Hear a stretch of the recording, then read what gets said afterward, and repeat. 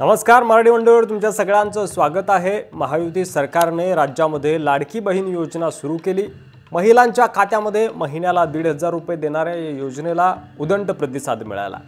ही बाब विरोधकांना सहन झाली नाही आणि म्हणूनच योजनेला विरोध करणं, योजनेविरोधात कोर्टात जाण्यासारख्या गोष्टी विरोधकांनी केल्या आणि आता भाजपची एक जाहिरात सोशल मीडियावर व्हायरल होते। काय ग, हे कुठलं पैक? भाजप महायुतीच्या लाडकी बहीण योजनेतून मिळालं हे पैक। आता चालणार नाही, आता चालणार नाही। घ्या, आले चालणार नाही वाले।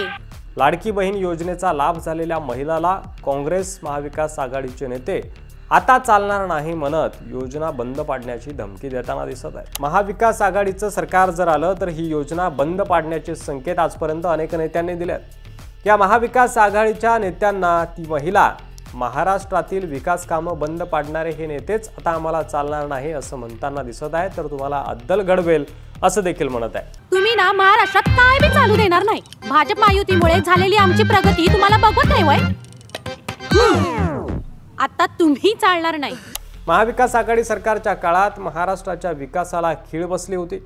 महाविकास आघाडी सत्तेत आली तर लाडकी बहीण योजना आणि जनतेच्या हिताच्या सर्व योजना बंद पडतील आणि त्यामुळेच जनहिताच्या योजना राबवणाऱ्या महायुतीलाच लोक पसंती देतील अशी चर्चा आता गल्लीबोळामध्ये आणि गावखेड्यांमध्ये होताना दिसत आहे। तुम्हाला काय वाटतंय? महाराष्ट्रामध्ये कुणाची सत्ता येईल, महाविकास आघाडीची की महायुतीची? तुमचं मत कमेंट बॉक्समध्ये लिहायला विसरू नका। व्हिडिओ जर आवडला असेल तर जास्तीत जास्त शेअर करा। धन्यवाद।